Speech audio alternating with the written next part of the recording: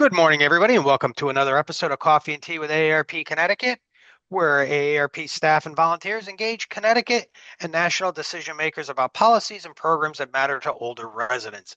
I'm John Erlingheuser, Senior Director of Advocacy and Community Outreach here at AARP Connecticut, and I'm delighted today to be joined by one of our outstanding AARP Connecticut volunteers, John Wilson. John, thanks for being with us here today. And would you like to share a little bit about yourself and your role with AARP Connecticut and, a little bit about your background? I'm sure our viewers would really like to get to know a little bit more about you. Sure, John. I've been a volunteer here in Connecticut for about 5 years.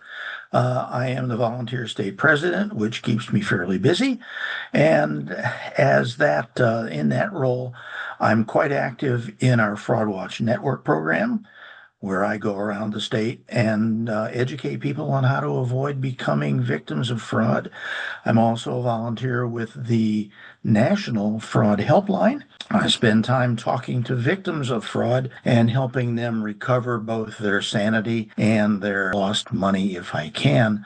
Also, I'm the co-chair of both of our voter engagement work and our Social Security campaign, where I spend time with our volunteers educating them on how the voter education campaign works, and then also educating consumers on Social Security.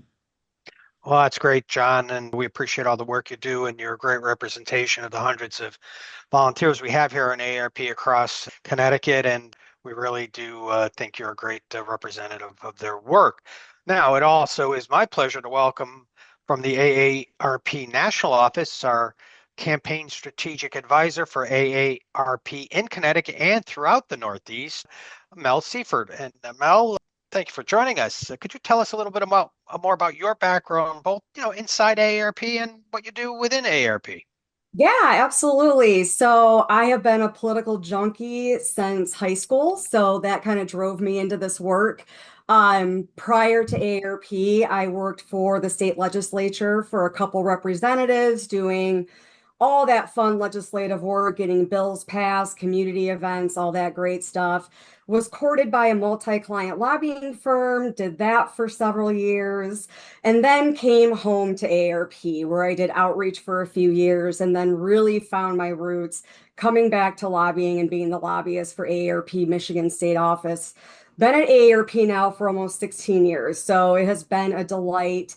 As John mentioned, I am now the campaign strategic advisor, and I'm so grateful to have the great state of Connecticut and working with John and John, the Johns, on all things advocacy and really helping them strategically plan through their voter engagement work and their advocacy efforts. So this new role is really a great fit, and I've had a great time working with everyone. It's great, Mel, and it's amazing how similar our career paths have been. I was a political junkie since high school, and I worked in the legislature and I worked for a stint in Congress, and I've been in AARP a little bit longer than you, but we both have a similar career path, so that's really a great thing, and I think that shows that AARP hires great people. So I agree, John. appreciate working with you. So I'm going to turn it over to John Wilson. Yeah, well, I haven't been in the advocacy world as long as the two of you, but since I've been active in fraud, that's gotten me into advocacy. And I've had the opportunity to testify before the state legislature on several fraud bills that we were able to get through this past season, and I look forward to doing more of that again. Mel, I had mentioned briefly that I'm involved in voter education. Could you tell us a little bit about AARP's efforts of voter education, Mel? Absolutely. That's such an exciting time of the year when we're doing all this voter engagement work and engaging all these candidates on what issues matter most to the 50 plus and their families. So ARP is rooted in a very simple belief that we want to make sure that we're giving nonpartisan, trusted information to individuals so they can fully participate in our great democracy.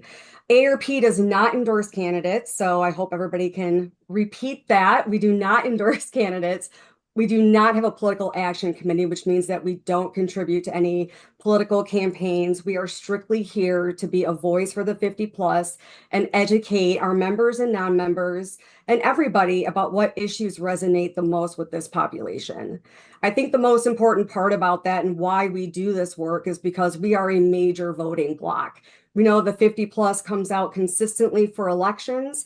And when we come out and we talk about issues, these elected officials listen to us. So we want to make sure that we are trusted, we are providing the most recent updated information, and that we are listened to and that people do hear what we have to say. And that's so important. And, it's important to have this kind of third party validator when it comes to major issues. And so we talk about our voter education efforts, and John does such a great job along with his co-chair, Jim O'Brien from Cheshire. What are some of the major issues AARP is focusing on when it comes to voter education, particularly, Mel, at the national level? Yeah, thank you for that because there are a lot of issues that I know you're focusing on here in Connecticut with your elected officials. But if we're looking at a national perspective on this, two major issues this year are Social Security and caregiving. When we ask likely voters, when we ask the 50 plus population what resonates both with them and what is the most concern to them, we consistently hear that Social Security and caregiving are their top issues. Just to kind of explain that a little bit further is just that we know that Social Security has been a foundation for retirement security for millions of Americans. And we know that we're looking at a deficit coming up here in enough years that it's getting to be kind of like it's time to make some action, Congress, right? So we want to make sure that we are here for the 50 plus, that we will protect, that we will strengthen, that we will do all that we can to advocate to make sure that there are no cuts in this benefit that you have earned through a lifetime of work. The second issue is also very important. We know that Americans are caregivers for a loved one. That is a cost, whether it's a personal cost or a financial cost. And so we want to make sure that we're also talking to elected officials about what policies can we implement to have common sense solutions to helping these caregivers to continue to work, continue to contribute to their economy, continue to give the care that they need for their loved ones, but also make sure that they're getting what they need from us to make sure they can continue to do what they do best. And that's so important. And I particularly it comes to, important to me. I was the son of somebody who was on Social Security at full Social Security retirement age, and I was still in high school. So I Wow. was a Social Security recipient. So I know how important that was to keep my father and mother's family out of poverty. And then, when I was older, I lived with my mother who ended up developing Alzheimer's and took care of her and, was her primary caregiver. So these issues are just so important. And amazingly enough, whether younger folks know it or not, they're important across generations. Yes. And people really should understand how important they are. And I know John knows that as well. So John, I'm going to turn it back over to you. Mel, I'm interested from your perspective on what role AARP volunteers and grassroots activists can play in our voter engagement work. I'd like to hear your point of view of that, and I can pass that along to our volunteers in the I state. appreciate that, John. And, John can also speak to this, but working in a state office for over 13 years, the volunteers were the blood and heart of what I said in Michigan. They are everything. They are the ones that can walk into a member's office who are constituents, who are the trusted constituent because they live in that community to talk about issues that matter the most. Our volunteers and our grassroots advocates help us reach further than any staff member can reach. They have a voice that carries throughout communities because you're involved in the community. We know that volunteers wear more than one hat. I'm sure, John, you are active in other areas throughout your community, whether it's your church, whether it's, community picnics, whether it's any type of activity that's out in the community that you can be involved in. If John asks you to host an event at a community, you're hosting a table talking about voter engagement. But I think, again, what comes to the root of what volunteers give back to AARP is that local is trust and trust is local. And so to have you talk about these issues with your friends, with your family, it resonates the most. Yeah, that's so true. Mel, and I know John knows this because, he took up advocacy since becoming, very effectively, might I add. He's been responsible for getting several fraud bills passed across Connecticut, but he knows that and he can see the effectiveness. I often tell our AARP volunteers, Mel, that, legislators listen to me, but they care about what the volunteers and the grassroots say. Yep. And when they hear from them, it makes the work I do that much more impactful and productive. So Yeah. I'm glad you said that, and I'm glad we have great volunteers like John. So um, now I know we talked a little bit about Social Security, and I know in the month of August, pretty soon, we're going to be coming up on Social Security's 91st anniversary. Hooray, Social Security. To commemorate that occasion, AARP will launch its first ever My Social Security Day on August 14th. All Yes. right, so important. This is intended to help Americans better understand Social Security because, as we said earlier, not everybody realizes how the impact it has across your life and across generations. So, can you tell me a little bit more about these efforts and what AARP is recommending that folks do to better understand their benefits? Yeah, absolutely. So, like you said, August 14th, 91st anniversary of Social Security, which is mind-boggling to think that it's been around this long and been such a financial security for so many folks. And so we want to make sure that that continues when we're looking at it for this year and future years. So yes, we are having our first ever My Social Security Day. And what that means is that we are encouraging Americans, whether you're 30, 40, 50, 20, whatever the age is, to go on to the Social Security Administration's website and sign up and create an account so that you can go into your personal account and see what your Social Security benefit is. The reason that we're doing this, and it's simple, the message is you've earned it, now get to know it. So we want to make sure that you're going online, that you're looking at what your benefit is, but also looking to make sure the information is accurate. So if you are approaching retirement age, is all of your earnings accurate within the Social Security Administration's website? So that's key right there. But I think for the younger generations, John, like what you were talking about and what you went through with Social Security and caregiving issues is also looking ahead. I think a lot of individuals in my generation and potentially even in yours, John, don't think about the impact that Social Security can have on them because we think it's probably going to be gone. It won't be there for future generations, but that's not true because Right. AARP is here fighting for that every single day to make sure that we are making it solvent for all of us. So the great thing about the Social Security Administration website is that it does give you some tools to look in the future. What could your benefit be right now? What can you do to increase your benefit? How can you extend taking Social Security? If you can wait till you're 70, what does that benefit look like versus taking it early? So really looking at what that financial impact is going to have on the totality of what your retirement income is will really help you in thinking futuristically about your financial security in the future.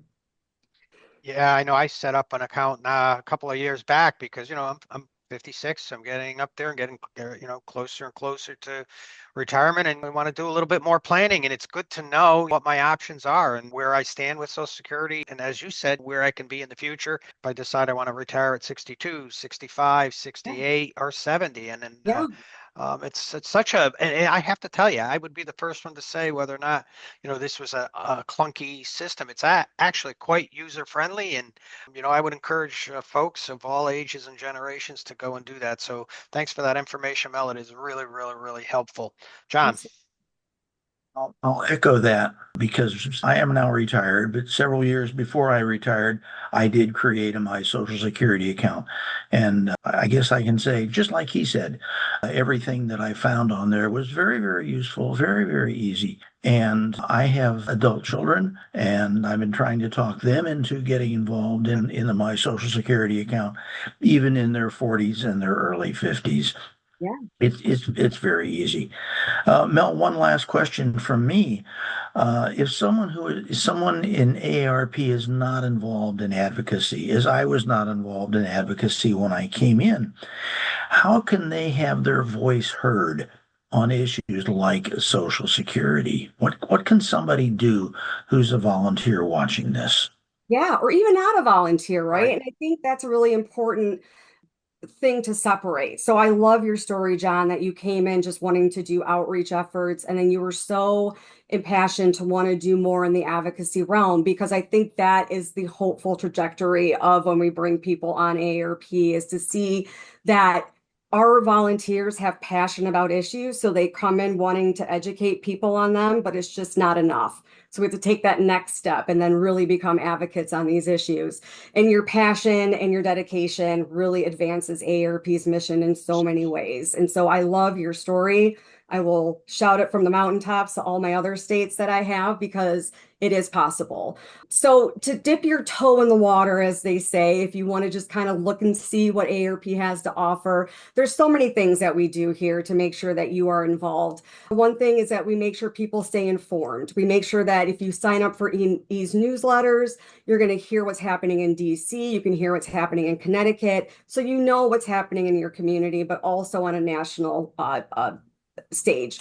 There also are opportunities to share your stories. That's a big component of our advocacy efforts. It's really pulling on those heartstrings so that your elected officials know the impact of these issues, whether it's caregiving or Social Security.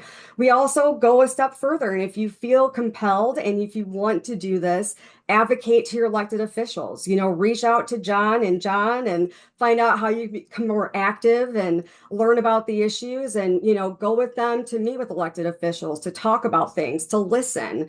So there's just a lot of opportunities that we hope that you'll engage in, from all the way from just listening and learning to actually participating.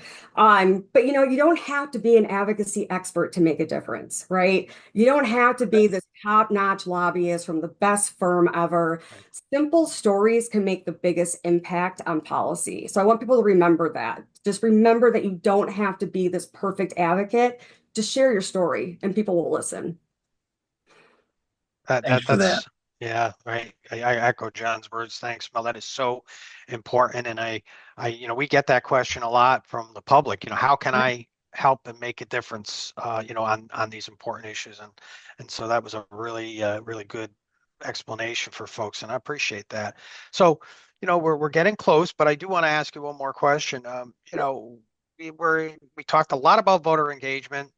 And I think that's so critical and important for people to be able to get information about our voter engagement efforts, but also to get information about voting in general. I know, I voted in the Connecticut primaries early, and I know where I went to get information. So where do you suggest folks get information about all things voting, Yeah, in Connecticut and across the country? yeah. I think it's sometimes difficult because what if you move? What precinct are you in? What happens if, there's so many variances and nuances that happen with voting and polling locations and where they're at and all these different details. So, I always recommend going to your local AARP Connecticut website first and foremost, but for more of a holistic approach on what AARP is doing, for education on the how, when, where to vote is aarp.org. And so, again, we are here to provide trusted, nonpartisan information about voter registration, voter deadlines, voting options, whether there's early absentee, early in-person voting, where are those drop boxes? Do you have drop boxes? All of those things that make voting as easy as possible. Because again, this is your civic duty. This is your democratic right to vote. We want to make sure that you are contributing to this great, great country and leveraging your voice to what issues matter the most to you. So again, that website is super easy, aarp.org. Go there and there's so much information about all the things that are happening on voting. And Mel, I'm glad you mentioned some of those things because through the work of John Wilson, our president, and our great volunteers over the last several years, Connecticut went from being one of the most difficult states to cast a ballot to being one of the more open states to cast a ballot, where we now have no excuse absentee balloting. We have early in-person voting. We have same-day voter registration. We have no excuse absentee balloting. And we have election day, Yeah. where people will be able to vote in the general elections on November 3rd. And I really, appreciate you giving folks that information because they need to know that. And I know our volunteers like John and others are going to be making sure they let folks know more about where they can go to vote. So, John, Mel, anything for the good of the order here before I wrap us up? Thank Mel for all of her work. Well, thank you. I hope that individuals that heard this today from both John and John, the Johns today, and myself, feel compelled to get involved because these issues matter. They matter to people, they matter to your friends, they matter to your relatives. There's nothing more important than financial security, but also giving back and caring for a loved one is something that we're all either going to see happen or have to do ourselves. And so these issues matter, they resonate, and elected officials do want to hear from you. So make sure that you raise your voice, that you get involved, and you reach out to the Connecticut State Office because they are kind, they are educated, and they are amazing. So I hope that you all take away something from this today, and I appreciate being on. Uh, well, first of all, I'd like to thank our great volunteer state president, John Wilson, and he puts up with a lot and gets a lot accomplished for us. And, people have to know how much he does. It's like having an extra staff person who doesn't Yeah. get paid. So I want to thank him for all he does. And I certainly want to thank you, Mel. You're a great colleague, a great partner from the national office, and you're so helpful to us in helping us advance our agenda on behalf of our members and all those age 50 and older in Connecticut. So I'd like to thank everybody for tuning in to another episode of Coffee and Tea with AARP Connecticut. And be sure to join us for future episodes and catch past ones on demand right here on our Facebook page, or you can go to our YouTube channel.